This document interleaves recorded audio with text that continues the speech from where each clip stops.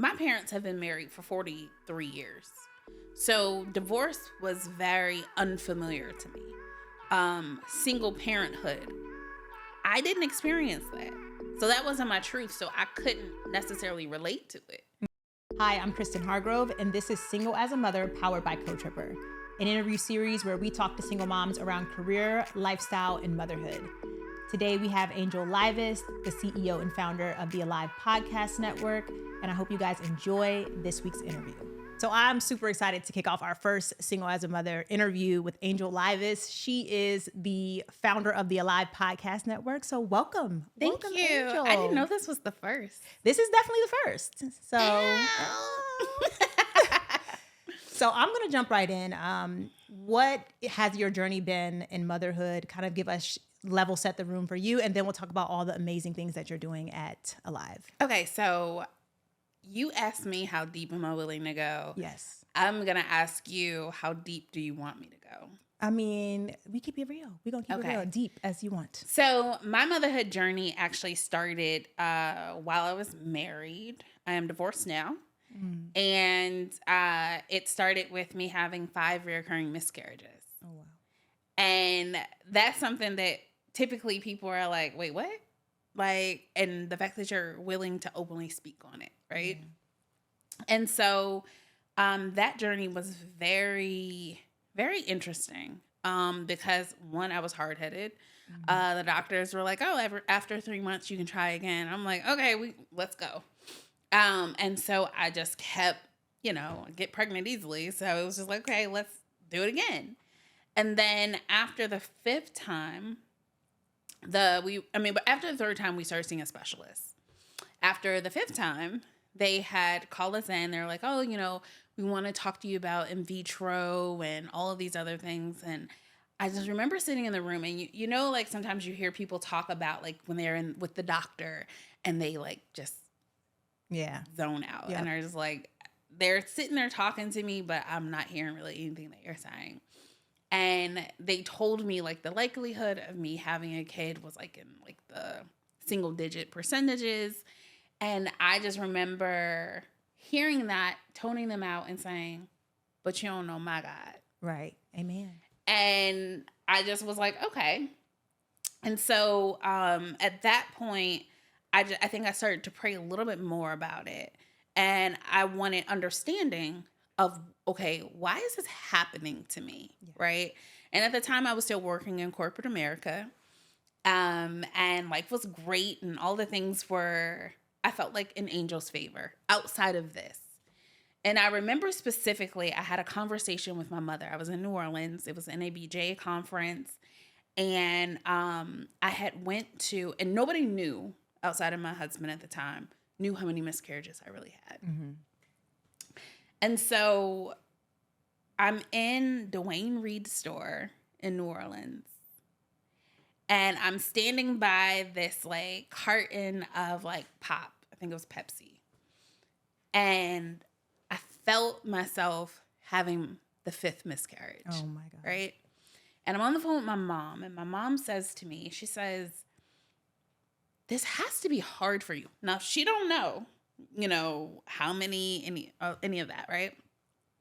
She says, it has to be hard for you. You're so used to succeeding at everything that you do. But the one thing that your body was created to do, you can't do. Yeah. And I sat there and I was like, what kind of mama are you? Like, who says that to their child? Well, she was probably trying to just lessen the blow, right? Exactly. Well, but she didn't even know. And it was literally in that So wait, she didn't know any. She knew about like maybe the first 2. Okay. That's it. So all the other ones, and she knew about literally like the first one, the second one. All the rest of them she didn't know about. And then she said, maybe this is happening because this is God's way of telling you you're not supposed to be with this man. Oh, wow. So I'm sitting in all this and I'm like, Mom might have had a word though. I'm just saying she might have. I did get divorced. But that's my mom. Mm-hmm. My mom is going to give it to you gut wrenching, whatever it is. And I had to learn because I've always had this appreciation for the truth. And so I always tell people, like, I'm not that girl to lie to. Because one, I always find out. And 9 times out of 10, by the time I come to you, I already know the truth. I just want to test how much do you value me that you'll be honest with me. Right. And I think it goes back to like how my mom operates. Like, because you're going to get it raw, uncut in front of whoever. And you got to be able to digest it. Yeah. And so I always tell people, like, give it to me funky. Like, but I will always know where I stand with you. Right. I will never have to question what anybody tells me about you because you are always 100% with me. Right. Mm-hmm. So had that miscarriage, started in New Orleans. And I was just like, okay, God, take the wheel. I'm not like, it is what it is. And that next year I had went to China. I went to Beijing and Shanghai for my anniversary. And I remember telling the lady, like, oh my God, this has been a hot mess. Like, the trip? No, like my journey to try to have kids. Okay. And she was like, we gonna get you together. You know, and I'm like, okay. We went to this jade factory. And she was like, get a jade bracelet. She was like, jade helps with your circulation. It helps like with your body, like, and it's a natural stone. And I'm like, okay. So I get this like beautiful jade bracelet that I literally did not take off until like last year. Wow. Like, so 11 years I had that bracelet on. And so, yeah, like that next month I was pregnant. And then I gave birth to my son. So when you got back from China, you were pregnant. Mm-hmm. Okay, well, y'all get some jade. Okay, because if you want some, that was my journey. I need to get some jade. And literally that December, I gave birth to my first son. That's amazing. Well, okay, my story was not. I mean, I can't even. I'm not even gonna go there. But I mean, with my kids, so right, I had a kid at 24, and that was my son Chase, and I was young. I was with the shits. Okay. I hate to say that I love our relationship, my son's dad and our relationship now, but I just wasn't ready, right? And I was trying to do it the right way, right? It was like, okay, I was in the club and, I was in the prime club era of my life. And I was like, well, I just felt conflicted. Like, I'm graduated, I have a degree, like this is the logical next step, right? No regrets. But I wasn't ready, right? Yeah. So I tried, but in my heart of hearts knew like that probably wasn't the right relationship for me, right? Again, love him. We're great. Yeah. We get along. We co-parent, all the things. My daughter's dad, we were high school sweethearts. And who's older? Chase or Chase? Daughter? So Chase is 14 and my daughter's 6. Harper is 6. Okay. So we went back to high school. Okay. Gotta do what you gotta do. Sometimes I recommend, but then I don't. But then whatever works for you, right? Because sometimes it works. It didn't work for me, but sometimes it works for people.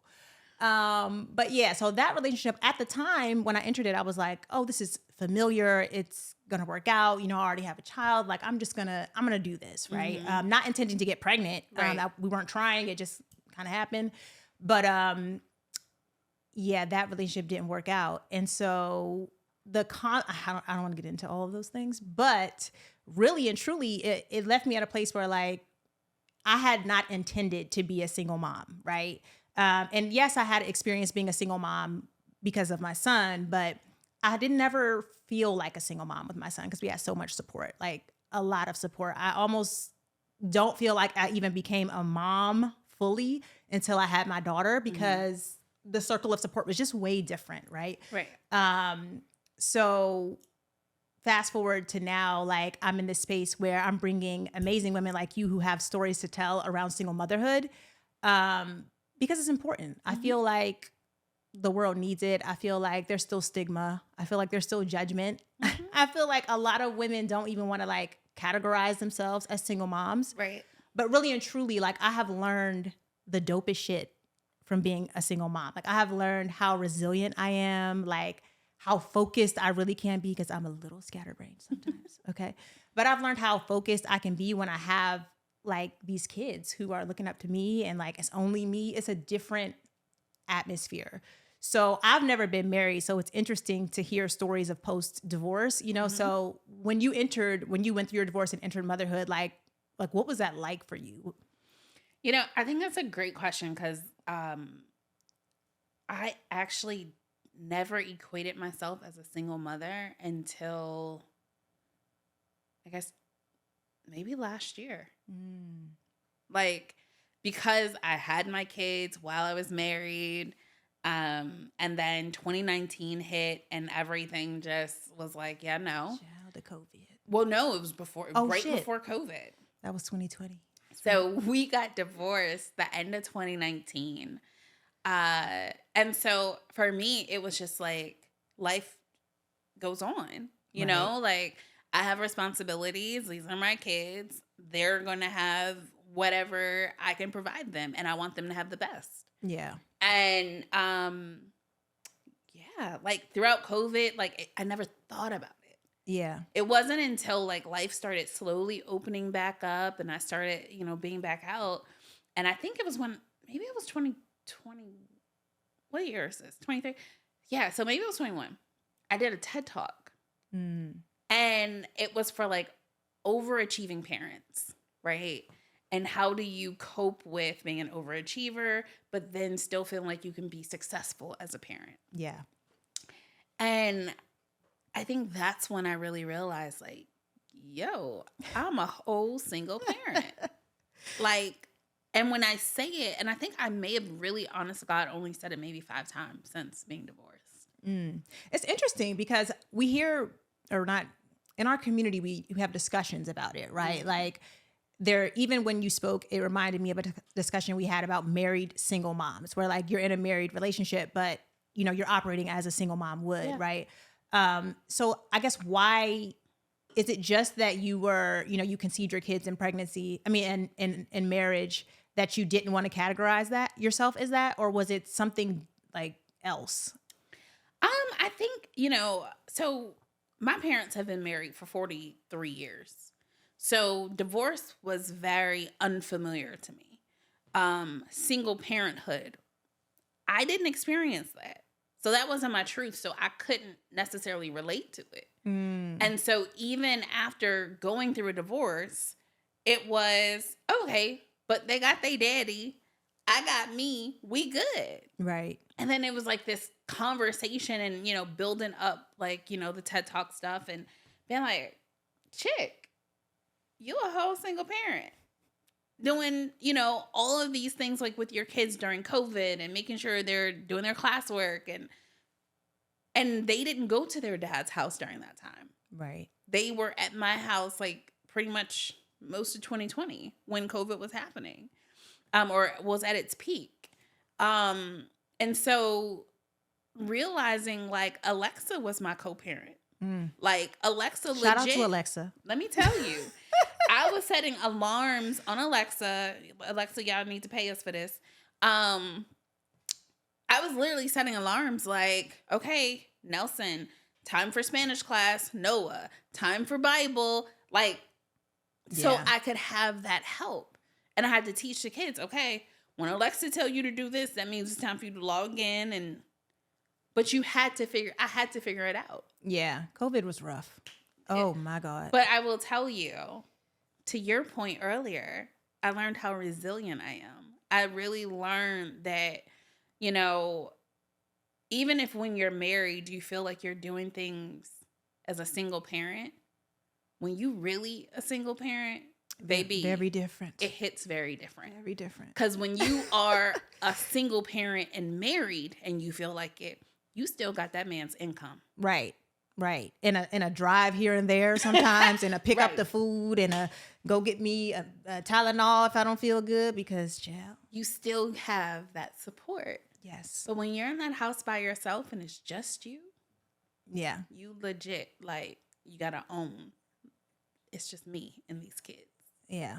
And I think I owned that to a different level, to your point, in COVID. Like, yes, I have co-parents. I think it's interesting because co-parent is a term that you hear and you assume that the same level of activity is happening, you know, as the parent, you know, or you assume that there's a financial aspect, where I know plenty of co-parents who don't do the financial or don't do the schedules or don't. So I think like co-parent to me is I actively want to involve my kids' dads in their lives. And there's no reason why for me that they shouldn't be. So they're involved to the capacity that they can be involved. Right. Absolutely. And so it's interesting when people hear co-parent, they're like, oh, well, you have a co-parent, as if everything is like, but I think COVID was like a wide-eyed moment for moms in general, because like you got a husband, but you're the primary parent. Like, and now you're feeling in a situation where,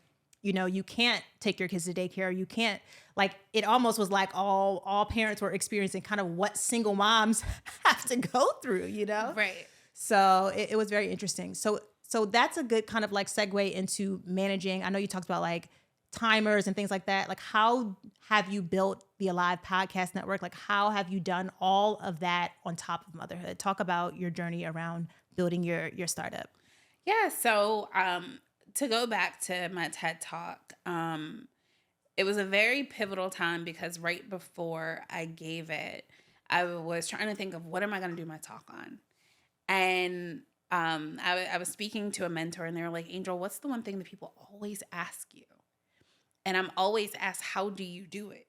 Yeah. How do you have these 2 boys and still speak all over the world and do everything that your heart desires? And one particular occurrence was in Ghana. I was speaking in Ghana and this lady was in the audience and she's like, yo, like you mentioned that you have 2 boys. And she's like, I have like I think it was maybe like a 10-week-old baby. And she was in Ghana. She's from Ghana. And she was like, and I've had the hardest time just being here. Wow. At this event. And you've left your kids in the United States. How do you do it? Yeah. And I was just like, it's really about how you manage your time and the expectation and giving yourself grace that mommy guilt, it's real. So real. Oh my God. But how do you manage it? Right. And so I had created this thing called the quiet method. And it's essentially like Q is for quality over quantity. You're making sure that you don't feel like you have to be at everything. Yeah. For every moment. But making sure that when you are, that you're attentive and you're being very intentional with that quality time with your child. That's what they're going to remember. Right. They're going to remember those moments that mommy showed up. The U is for being understanding and recognizing that like your child has emotions and they have things that they want to say. And something may have hurt their feelings that you weren't even aware of, you know? Yeah. But being understanding and giving them that space to express themselves and be open and honest with how they're dealing with certain things. And then you also reciprocating and being like, yo, like, this is what life is like right now. Okay. It's not this, what we were having before, but this is where we are today. Right. And making sure that everybody feels like there's a safe space to be able to express themselves. Yeah. And then I is being intentional. So we go, we get our hair done, we get our nails done, we do all these things and we put it on the calendar. So how do we do that and make sure that, how do we do that with our kids? How do we do that with our family? And so just allocating that time where the kids know, like, okay, for me, every night at bedtime, I sing and I pray with my kids. No matter where I am in the world. Mm-hmm. So that they understand that is our time. That's intentional time that has been allocated for them. Yeah. Okay. And then E and quiet is engaging. Engage your kids in the work that you do. Let them see, like, okay, if mommy is speaking, take them to your speaking engagements when appropriate. Yeah. And let them see what that looks like. If mommy is doing a shoot, okay, show them. This is what a television set looks like. You know, if I say quiet on a set, my kids know what that means. Yeah. You know what I mean? Like all of those different things. So, and then T is just being transparent. And I think COVID really forced me to be extremely transparent with my kids when family members were dying. Yeah. You know, a lot of times we can be very, we want to shelter our kids from certain things. We don't want to be real, or money might not be coming in like you used to it coming in. Oh no, we're gonna have a sit down. We're gonna have a conversation about it. And so for me, in building Alive, I was very intentional with incorporating that methodology in how I not only build my business, but make sure that my family is stable. Yeah. A lot of things resonated with me. Okay. So yeah, I was corporate for many years working in accounting and miserable, you know? And I've always kind of been entrepreneurial. Even before single motherhood, I was entrepreneurial. So, sorry, my shirt is like falling down. Wardrobe malfunction. And so when I decided to kind of take the plunge, I separated from the company I was at. It was technically a layoff, but they gave me a severance. Shout out to y'all for giving me that severance, okay? Because technically it was a layoff. But took that money and just decided that I want to build something, right? I had no idea what I wanted to build. At the time, I was working on a women's organization, and that kind of pivoted into CoTripper. And I remember like this, that was in 2018. In 2019, I did DC Startup Week pitch competition. And we won. And I was like, oh my God, like it was such a big thing. And so my son is like, my mom won this big fat giant check. Cause every night I'm like, okay, Chase, I got a pitch for you. I got a 3-minute pitch. All right. And looking at him, you gotta sit there and listen. You gotta listen to it. And he would critique me. Okay. He'd be like, well, you did it differently that time. Or like, you know, like give his little 2 cents. But I think it's extremely important to show your kids your wins, your losses, like your failures, your successes, and really show them an example of just going for it in life, right? And I tell my son all the time, like, you've seen me. You've seen me win, you've seen me lose, you've seen me cry, you've seen me, you know, have hard conversations with you, you know, celebrate. Like we have amazing times, we do amazing things. But in life, like you just have to know that shit ain't always gonna be sweet, right? And I try to give them a real example of like what that means, right? How do you talk about having a bad day, right? How do I talk to you about even your life? Like your dad lives here and the differences, and how do I contain myself when I maybe want to say something about your daddy that I shouldn't say, and I don't, you know, because I'm thinking about how would I want them to handle the situation, right? And I want them to be able to have their own relationship based on their own thoughts and feelings with anybody, right? But we've had, you know, living in 2 different homes, we've had numerous conversations. You know, why does daddy live here? Or why does mommy live there? Or, you know, like, why can't he help you do this? Or why, you know? And so I think me being inspired to build CoTripper was mainly to show them that like you and only you can really chart the path that you want. And I'm here to help you. Your friends are here to help you. Your family is here to help and support you. But right, it really has to come from you. Everything great is going to come from you. Everything that maybe is not so great is going to come from you. So really learn how to take a situation, own that situation, and, you know, figure out the best choice for you. I'm big with my kids on choice, right? I say like things don't just happen to you. You choose them, right? I made choices in my life. That's why we do things or we don't do things, or we have things or we don't have things. And I really just try to get them to own their choices. So like my choice to become an entrepreneur was a rocky one. I mean, I was broke. Got it. Maybe. I'm talking about $0. Okay, broke. So our life was different at that time. Like I was grinding. I was living off of my friends and family's, you know, Cash App. Like this is some real shit. Like when you're building a business, it gets rough, right?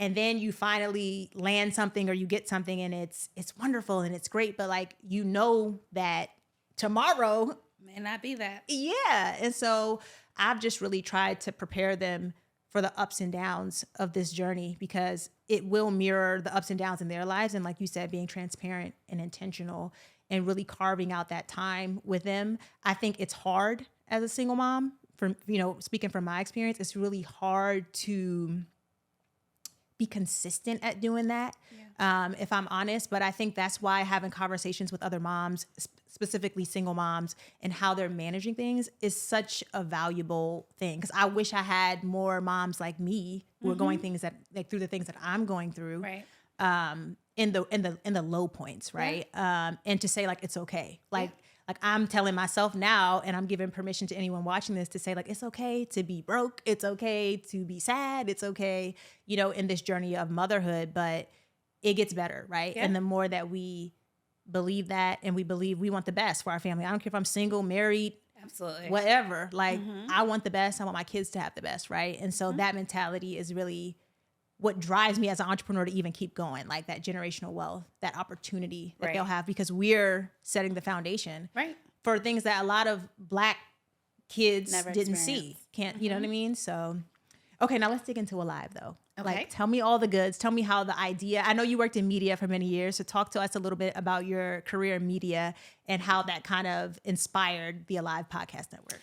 Yeah, so Alive was birthed out of the death of a show. Okay. And so in media, I've worked in media for over 23 years at this point. And, you know, I've worked with some of the greats such as Larry King. I started his radio show when he left CNN, negotiated the deal, did all of the things. So had a clear understanding of the financials and the marketing and all of the different things that went into orchestrating that. Did work with Jane Pauley in collaboration with the Today Show. And again, like had an amazing time being able to work with these amazing creatives, right? And then in 2020, I started working with Black celebrities. And it was never like a thing where I even realized that I hadn't created content for Black creators since like 2000.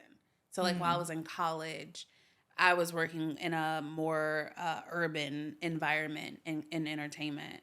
But then after that, that was it, right? And so when I realized that in 2020, and then the show got canceled. Oh, wow. I was confused because the show was doing great. However, I realized, okay, this is a Black content creator. They weren't getting the same marketing budget as what I was used to people getting. They weren't generating the same amount of revenue as I was used to seeing people get. And so I was like, okay, like what is really going on? Right. And then a listener wrote in, and the show was a mental health show. And the listener essentially said, it was a guy. He said, I was diagnosed with anxiety and depression right around the time that the show started. I can't afford therapy, but you guys became my weekly accountability partner. Now that this show is gone, what am I going to do? Wow. And I sat looking at my computer screen and was just like, hold up. These major networks, they have money. You have opportunity and your position to be able to help tell these stories, to help amplify Black voices, but you still compare Black content to white content, but they are not even equally supported. Right? And so I really struggled with that. And I said, okay, well, Angel, who better than you to create a space for Black voices? Yeah. You know what the other side looks like very well. And so that's what I did. And then we launched February of last year. One of our shows ended up being up for NAACP Image Award, like literally congrats. the same week that we launched the network. And then, you know, and I started with 2 shows. And this is where I always tell people, start from where you are. Yeah. You don't have to have all the pieces together. You don't have to, but you have to know what you know. You have to own what you know and be willing to walk in it through and through. Yeah. Because if you don't believe in who you are, and I always say this, and this part of the prayer that I do with my kids, like, God planted a seed inside of you. And so when you pray, I say, God, activate the seed inside of me so that I can live the abundant life that you've promised me. Yeah. So if I am walking in obedience to live and I'm asking for you to activate it, once it's activated, you got to walk in it. Right. You can't ask for activation, ask for blessings, and ask for this, that, and the third, but then you scared.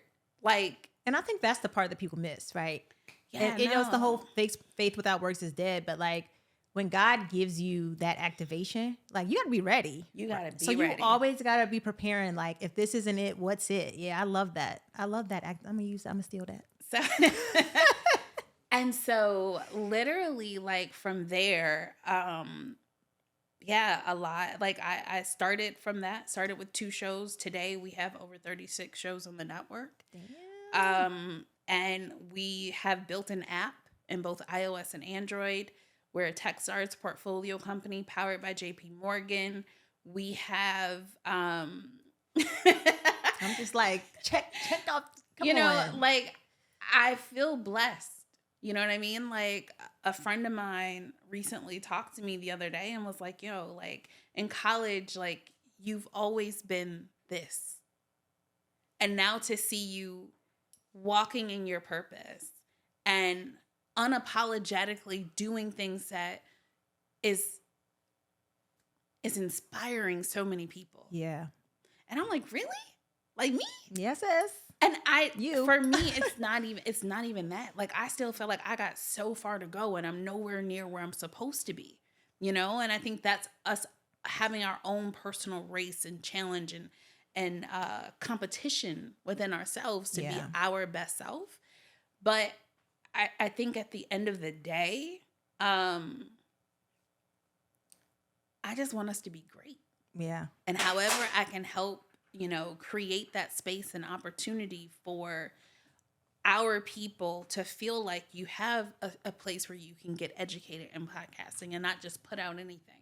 Or a place where you can have your voice amplified because we have a PR team to make sure it doesn't just sit with on these platforms with millions of other shows. We've done the work to build the technology to make sure that, you know, people who want Black culture content, they have a place to go to get it.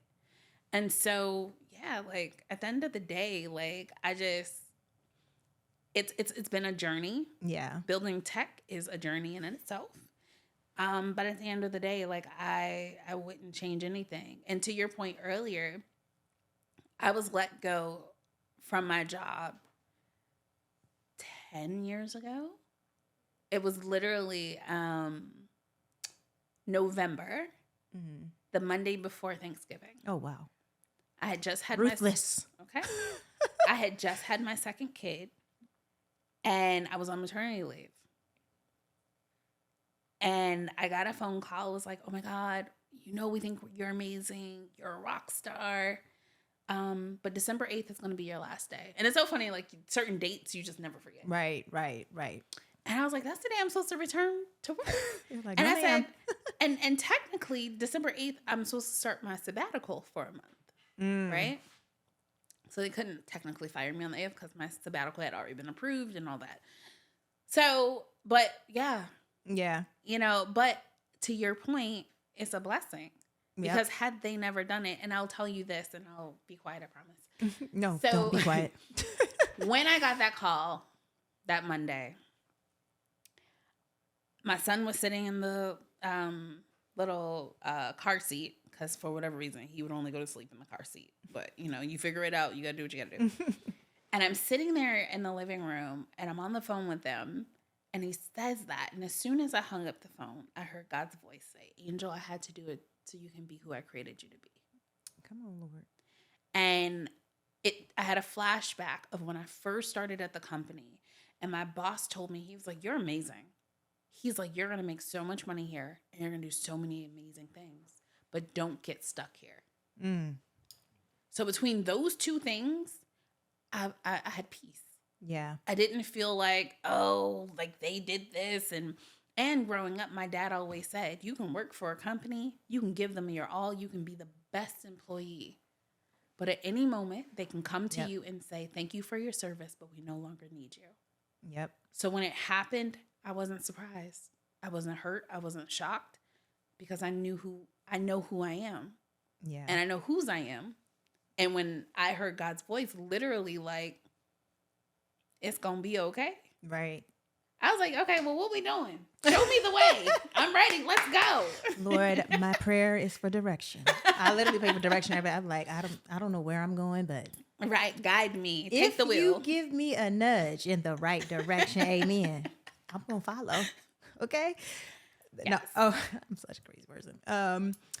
So I'm trying to go back to like what. So one thing that you said in your startup journey, that I think people, need to hear, especially as a single parent or a single mom, like it is tough. Like I don't even have a sugar-coated word for it. Like it's an emotional roller coaster. I know that when I started CoTripper, I had no idea.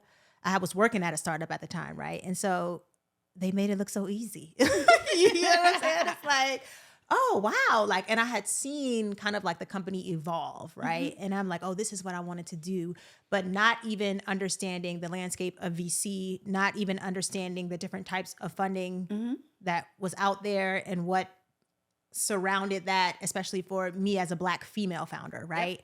Yep. And we were fortunate enough to get a grant during COVID because initially we started in travel, right? And we still are, that's one of our core products is a group travel. But going in COVID and kind of feeling like the world is over. Like I have just spent the past 2 years building this startup, giving it everything I had. Like the problem I was trying to solve, right, is it was for me at first, right? It was like, I am not giving up travel. I love travel. My kids are going to travel. I don't care if I'm single. Like, we're going to have to figure this out, right? And so just having all of that friction, it seemed like a logical step to build CoTripper to really help single moms to travel, right? But when travel was off the table, it's like, I literally don't have a job. And where are we traveling to? We ain't going nowhere. So I was like laying on the floor one day and I was like, Lord, like, anybody, somebody, like, what am I doing with myself, right? And similarly to like your moment with God, it was just like, you have a choice. And I think at that point, me telling myself I had a choice really meant something different, right? It was like, you can sit here and you can like sulk. You have these kids who ain't going nowhere because we in COVID. Right. Right? They like, still gotta eat. They gotta eat. You have to keep your stuff together. So I really threw myself into like, how can I keep this business afloat? Right? We took moms off social media that were, like I was just literally like, how are y'all doing? Right? Like I'm not doing great, and when I did that, we had like hundreds and hundreds of messages going off in this group. And I'm just like, I was overwhelmed, but I'm so grateful for COVID in a sense, because it was like, there's something more here. There are so many conversations that need to be spoken on a platform for other single moms to like hear. Yeah. Because I was blown away by like just a simple, hey, how are you doing? Right, to these women who have been rocking with me, and now I don't know what we rocking with, cause and so now just even having these conversations with you and to hear you talk about what you're building and how you're building it and like giving platforms to people, it really is important for single parents and single moms to know that like you have the ability to do that too, right? You can take these moments or these ideas or these thoughts and not let your circumstance as a parent dictate what you can and can't do, right? And we are two examples of like doing dope shit, right? We ain't saying it's easy. We're not saying it's glamorous, but like it's necessary, right? Yeah. And I think the more that single moms feel empowered to build, and I feel like we are the master builders. We're creators. You know what I mean? Like we are the creation of life. Yes. So being and owning who we are, and tapping into it, you were made to do this. Right. And I mean, like, I don't know, it's just super, I feel like inspired by just listening to you. And I'm like, I love that I'm doing this. I love that, the platforms, like you're saying, like at Alive, I feel like had you not built something for Black people, who would, right? Had I not called you and like, let's chop it up. Let me say this, because we talked about fear and you just mentioned just how, you know, we're creators and we have to do, and, you know, it's not easy. Right. So as you know, from previous conversation, my grandmother recently died. Yeah. Right. And we pulled into the cemetery, the whole procession, and we were at the very back. And when we pulled in, we got stuck because it was another family that was leaving out. And we were sitting there, and I'm looking at all of the heads of the tombstones, right? And I had a moment where I remembered when evangelist, what's his name? A Bahamian evangelist, Miles Monroe. He said, the cemetery is one of the wealthiest places on earth. And it's wealthy because it's full of unbuilt companies, unwritten books. It's full of potential. Yeah. Right? And so I'm sitting there and a tear seeps down my cheek, and I'm literally like, you just reminded me of why I do what I do. Yeah. You just reminded me of the power of walking in your truth. Because I don't want us to go to the graveyard with all of these unbirthed inventions and ideas. So if God gave you this vision or this foresight of doing something, you got to do it. Yeah, absolutely. Like, I want us going to the graveyard on E. Empty, baby. Okay. All the way on E. Listen, okay. I did it all on my tombstone. I did it all. Thank you. No regrets. No, I love that. And just to dive deeper on fear for me, like, I'm telling you, like, building, you would think I said I'm building for serial killers.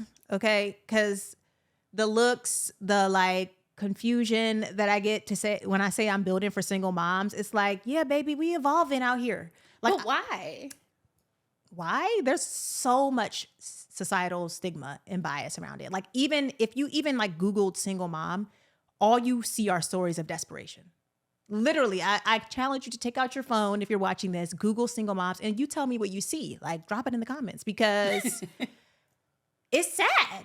It's like there is no positive perspective about single moms. And I say single moms specifically because although, you know, there's like roughly 14 million, like upwards of 80% of that are women. So we're talking about a primarily women, you know, are single moms in the single parent realm. And like, it's like everything else. Like, you're serving single parents, you're serving women, right? And we already know, like, the landscape ain't cute, you know, when you add women to the equation. I'm just like flabbergasted because literally, like all the women I know are geniuses. Like, I wish I was exaggerating, but like the how hard we have to work, how much we have to push for things that we naturally possess. It's crazy to me, you know? So I'm often met with like, why not single dads? Or why not single parents in general? Or why just single moms? You know what I mean? I'm like, because we make up majority of the population. Yeah. So I'm going to call a spade, right? Yeah. I'm going to build for single moms. And so it's been a challenge though. Like, the first thing people are going to assume is like finances. Can single moms afford? When I was doing, you know, when we were primarily rooted in travel, it was, can single moms afford travel? Do single moms travel? Do they take trips? Like, and I think it's because there aren't enough platforms or places where a woman can go and say, I'm a single mom, and be embraced. And it's a positive outlook. Yeah. And it's like, it's not like pity you or, my God, or something like that. Right. So the whole point of CoTripper was to flip that on its head, right? No, we are the women you see walking down. We are the women in the boardroom. We are the women driving the Benz or not. Yeah. But it doesn't even matter. Like, the fact that is an automatic assumption to me was a huge problem, right? Yeah. And a huge problem that quite frankly we're solving for, right? Yeah. We're showing that you're changing the narrative. Yeah, we're showing that like you can categorize us however you want, but we're owning this shit now. We're owning it. Yeah. And that's a problem. That's a problem for you now that we've decided to own it, because honey, This is the flex zone, not the no flex zone. Okay. I want it all. And I want it all for every mom who spends any amount of time as a single mom, right? I want your life to continue to be either up or at least the same, right? And I don't think that your parental status should really dictate that. So like, it's our mission to bring dope moms like you, dope women like you in general, to this platform to share your amazing work and stories. So I am just grateful. Yes, and I'm grateful for you for having the foresight and the vision to want to create a space for the conversation. Because like I said, like, it wasn't that I was trying to not embrace it. I honestly really just didn't think of it. I didn't categorize myself as a single mother. Yeah. Yeah. And a lot of women don't and I think for me, it's my belief that it's because of how it's perceived. Right. And I think this community is more dynamic than we even know because we have people who don't even, it's not even a thing. Yeah. Like, I'm a mother. It's not even about me being a single mother. I'm a mother who takes care of her responsibilities. And to be truthful, I'm sorry, but I don't need a man to help me do that. They have a father. Right. And I co-parent with him. So he plays his part. He does his role. I don't feel like it's like I'm less than. Right. Because I am not, I don't know. Like, and am I really a single? I don't even know. Like, and I think that's like how I thought about it always. Like, am I really a single mother if their dad like is contributing and he's helping? But when they're in my household and they're with me, I am a single mother. Yeah. Like, I'm not married anymore. Right. But if I have somebody that I'm dating, am I no longer a single mother? Like, so what are the restrictions or what are the guidelines to actually saying, okay, I'm a single mother? Yeah. And I don't think there is any, like, quite honestly. I think it's like, if that's what you relate to and that's that's what you call yourself, then there ain't no guidelines. You know, I categorize myself as a single mom because I am the head of my household, right? Mm-hmm. There is me and only me keeping the lights on in here. And so to me, I think I own that. I'm like, I do this by myself, right? Yeah, they have dads, but they don't contribute to my household. You know, they contribute to their children and what they need. I can call them and say, hey, the kids need X, Y, and Z. But like, I can't call you. Well, I could, but I don't. That part. I don't call you and say, hey, I need some money. And it's okay if you do. Now, listen, this is the no judgment zone. Judgment. Like, but this me and you. I don't. You don't. However, I will say this. This is when it gets real funky. When he remarries or when he has somebody else. And it becomes very interesting, the dynamics with the kids and who that person is. And it's, girl. Well, see, I have a remarried. Is he remarried? Yes. Okay, yeah. So he got remarried like less than a year after we got divorced. Oh, wow. Well, yeah, you want to drink to that? Well, I should have got a drink because... Damn. So, you know, it's the reality. Yeah. Like, that's why I said, like, if we gonna go there. Like, I don't have any qualms about it. Yeah. I don't feel a way, but there's no way that I would impede on your marriage, your new relationship, your new child. I'm not gonna impede. Yeah. I'm also not gonna force you to take care of your children. Right. Right. So I'm not that mom that was like, oh, I'm going down to child support. I'm trying to get in.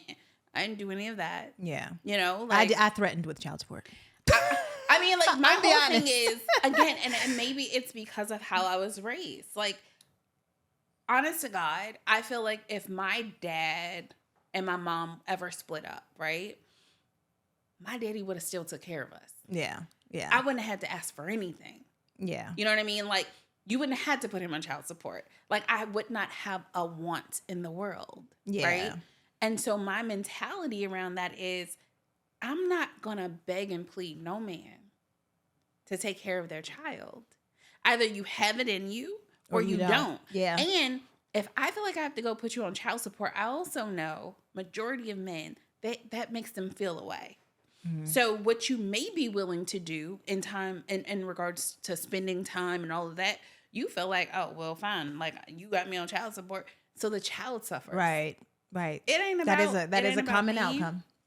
And it's not about you. It's about the child at the end of the day. Like, I'm definitely not asking you. Yeah. For you to ask your wife. We're not doing that. Like, no, sis, I will not give you that satisfaction. No, like for me, my kids, I'll openly say my kids' dads are not on child support. That's a choice. Again, I'm very pro-choice. Yeah. Do what you want to do. But with one of them, I won't specify.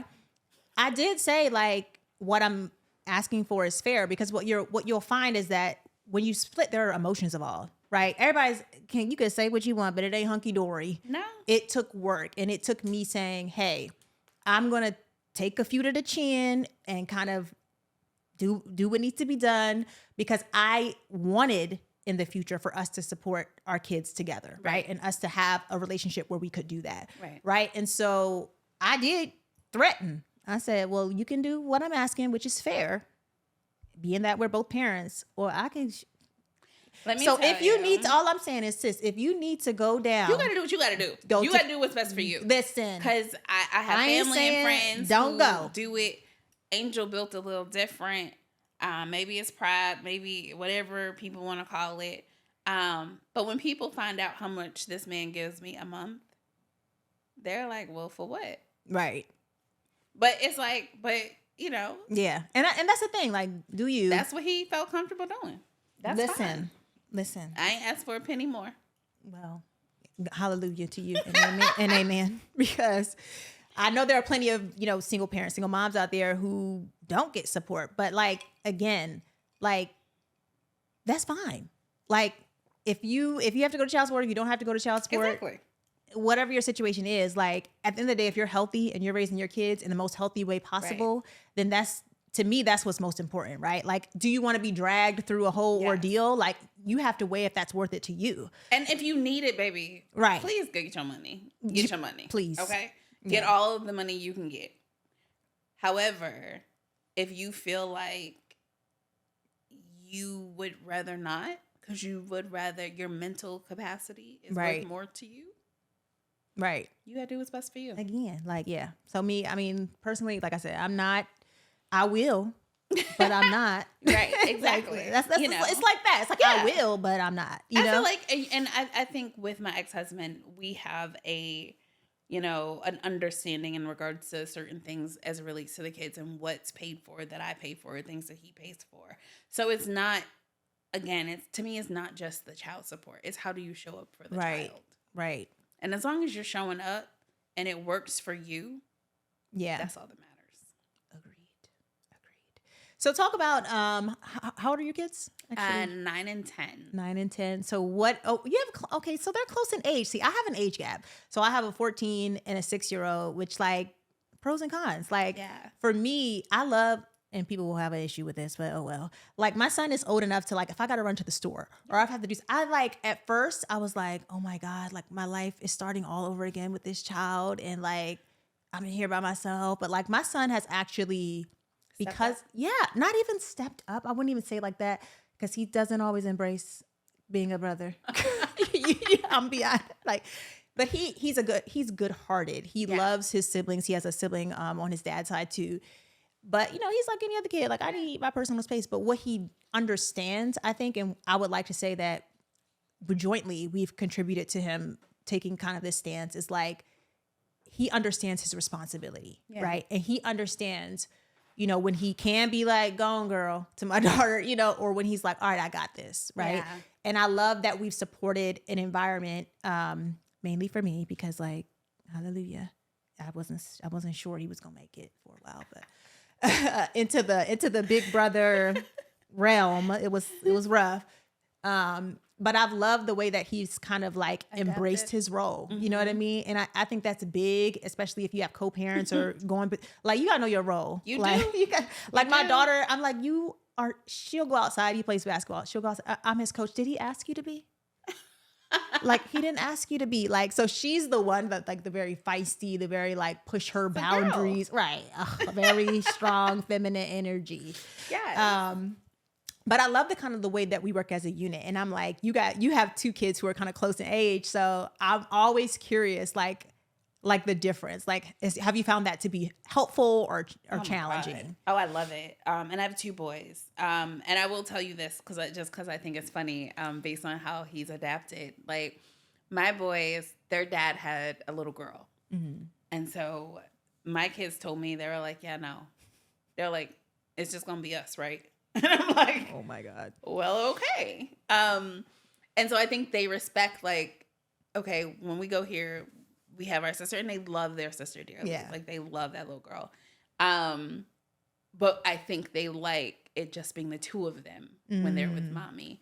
But no, I was very intentional with having kids back to back, because with my life, I felt like if I didn't, I probably wouldn't have had more. But it was great. Like, I mean, I had 2 under 2. And but they played together. Like, I can put them somewhere and they gonna do what they gotta do. They may destroy the room, but by the time I come back, it's like, oh, okay, but you entertained yourself for 2 hours. Great. Yeah. And now they understand, like, and my youngest is actually the more responsible one, right? And so he'll be the one that's like, okay, I got all our stuff together. We're going to do this. And, oh, don't forget to iron your clothes. Like, they'll tell his big brother. You know what I mean? Like, but it's helpful, you know, because they have each other. Yeah. And this is actually a funny story, too. So, in saying that they have each other. So, one day they came home and they're like, Mommy, Daddy has Miss Erica. I have Noah. So my kid's name is Noah Nelson. I have Noah. Who do you have? Uh-oh. I was like, well, dang. Nobody. At least that's what I say to my damn kids. I be like, nobody. Oh, I'm sorry.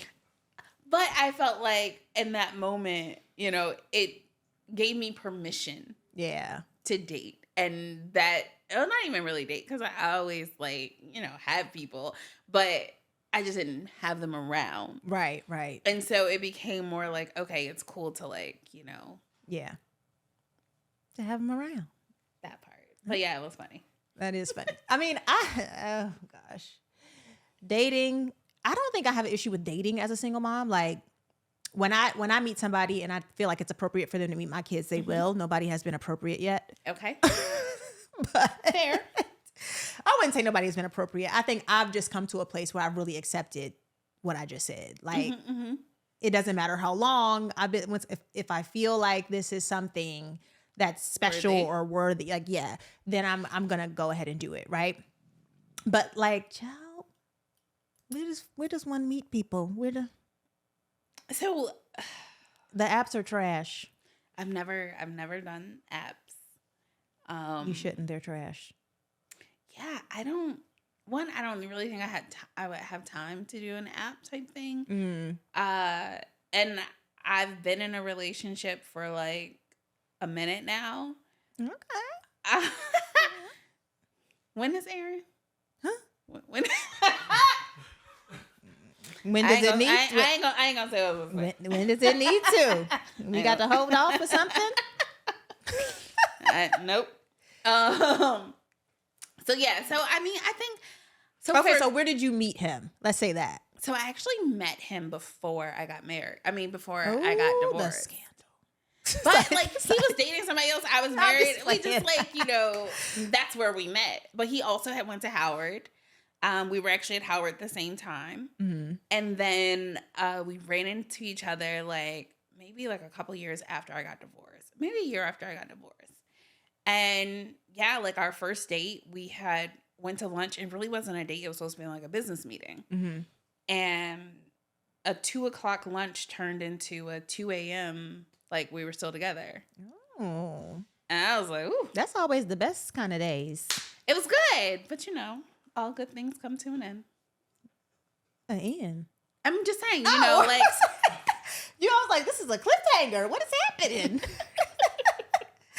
No, I mean, I feel like, honestly, like I'm open to dating, but I don't put myself in situations or environments where I'm really focused on like finding somebody. Like it's either.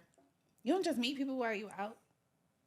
I don't even be seeing people because when I'm out, I'm doing whatever I'm doing when I was out. So yeah, I'm not a great. Did you go to Tech Week or DC Startup Week? No, I didn't go to DC Startup Week. Okay. It was some bays. Well, you just need to be outside. That's what that sounds like. Yeah, probably. I think like if you go outside. Is things out there? Okay. There are things. I'm going outside. Maybe. Okay. So we talked about career. We talked about just like your journey in our journey in single motherhood. What would you say, kind of looking forward, where Angel is going? Are there any challenges around like motherhood? Like, would you say you have like a challenge or foresee a challenge around motherhood? I don't know. I think you always hear these stories about boys, and as they get older, like they don't want to be a mom, they don't want to do this, they don't want to do that, they're hard-headed, they get girl crazy, they go through puberty, like you hear all these things, right? He's 14. I live it. And so, like, my oldest will be 11 in December, and like I feel like right now I don't want to really taint or have any preconceived ideas of what it's going to be. Yeah. Right now they're amazing boys, and I've created a space for them to, learn and grow and do business and all the things. And they actually have a podcast coming out soon. Ooh, it's going to be on the live podcast on the network. Love that for them. We're creating a segment called Alive Junior. Okay. That will feature like young voices. Love that. And so I think for me, like, it's just really, it's about being in the moment. Yeah. And I really, like I said, I don't want to jinx what the future holds because I'm worried about like, okay, I don't want him to be like this. I don't want him to be like that. Shoot, I don't know what I'm going to be like in 2 years or 4 years, to be honest. Truly. You know what I mean? So I think the greatest challenge is, how do I adult and parent in the best way that's suitable for each individual child? Yeah. I think a lot of times parents, we try to parent our kids the same way, and you can't.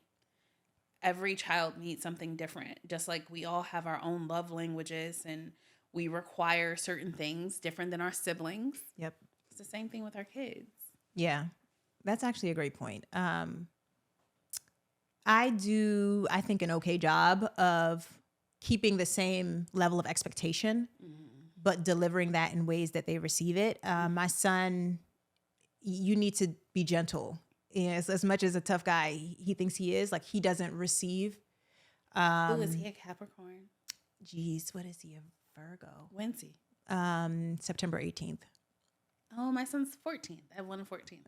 Oh, he's a Virgo too, huh? So he's very, I mean, he's dealing with all the stuff that you're saying your kids are walking into. It's nothing that's going to prepare you for it. It's rough. It's like yuck.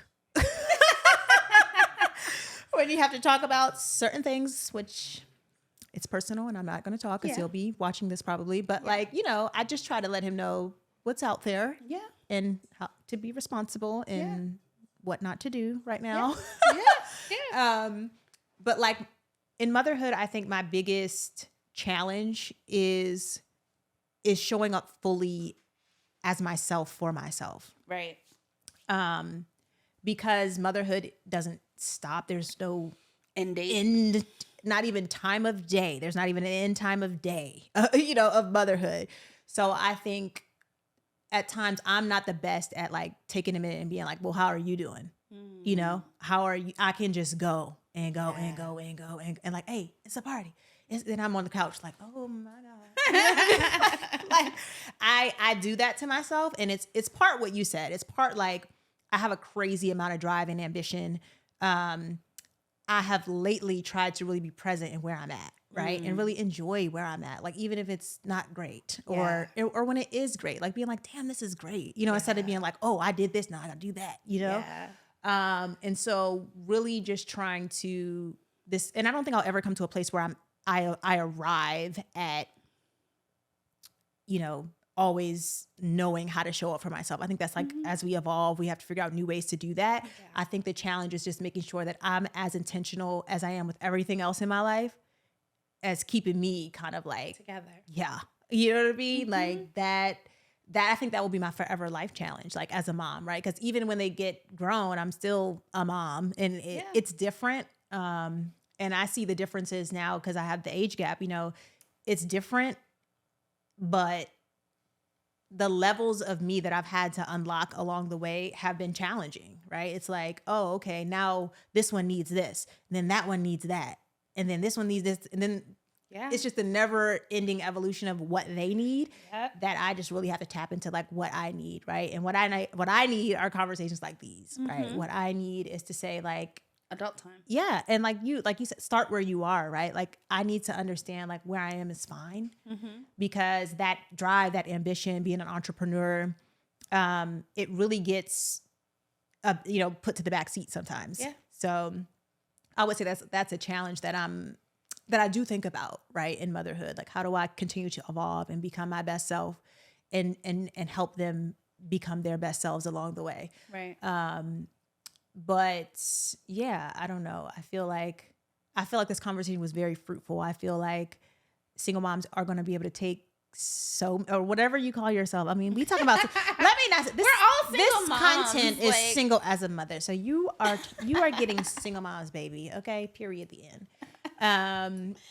Totally don't care how they identify themselves because here, that's what we talk about. Yes. Okay. No, I do care. Absolutely. I do care. I'm just kidding. No, I mean, at the end of the day, like if you are not, in a 2-parent household for your kids to learn from, the 2 parents in the house. Yeah, no, I just think it's valuable, like I said, probably 10 times in this conversation, to hold space. Because I've been in so many other motherhood spaces, which have been amazing, but they just lacked what I really needed to hear. And so that's all this is. This is just like, hey, this is a space where if you are a single mom, you always going to get full here, right? Yeah. You ain't going to go hungry. You ain't going to be like, damn, that was a snack, but not the whole thing. It's going to hopefully be the whole thing for you, right. And so, I don't know. I'm super grateful that you came and chatted with us. Tell us how we can connect with 2 things. So tell us how we can connect with the Alive Podcast Network if we are an aspiring podcaster. Okay. Or how we can connect just to be involved across social. Yeah. So to be a part of the Alive Podcast Network, you can visit us online at alivepodcastnetwork.com. You can also download the app, which I encourage you to do by going to Alive Podcast in your app store. Like I said, it's available on iOS and Android. And I think one of the things that I love most about the app and what we've built is it's really important for Black creators to monetize. And one of my goals is to really stimulate the Black creative economy. Yeah. And so one of the ways that we do that is you can actually subscribe. And when you subscribe, you select the host that you want to support. And they will get 50% of your subscription. So not only are you able to support a Black-owned business, but you're also able to support Black creators that you enjoy their content already. And so that, to me, that model is a better model than the traditional CPM advertising model because most Black people don't have 50 million listeners for advertisers to come specifically to your show and say, hey, we want to advertise on your show. Right. So while we do get advertising on the network, and we do a rev share with that as well, the subscription model really kind of gives it and creates a space for you to know you're going to get a check every month. Whether it's, you think traditional CPM for 1,000 listens, you might get $18 for 1,000 subscribers. Yeah. That's $2,500 check. Right. So that's dope. How do you want to move and how do you want to generate that revenue for the content that you're already creating? So I love that. So, so that's how you find us with the Alive Podcast Network. To locate me on all social platforms, I can be found at The Angel Nicole. That's TheeAngelNicole. And you have a partnership with Riverside. Quickly, tell me more. I love that. Yes. We actually use them. Oh, awesome. So yes, with Riverside, I essentially reached out to them and it's like, hey, I want to create a space for Black content creators to be able to share and, talk about the things that they're doing and all of that. And so we've went into a partnership called the Black Creators Hub Riverside Black Creators Hub powered by the Alive Podcast Network. Mm-hmm. And so it's a private group. You can find us on Facebook where if you are looking for a place to just get ideas and be able to share and learn from like-minded individuals, that's the place to go. I love that. I love that. Well, thank you, Angel, for coming and chatting with us about all the things. We'll have to have you back to dive deeper. I feel like the people are going to want you back. Okay. I'm game. So yes, make sure to support Angel at Live Podcast Network. And thank you guys so much for watching. Bye.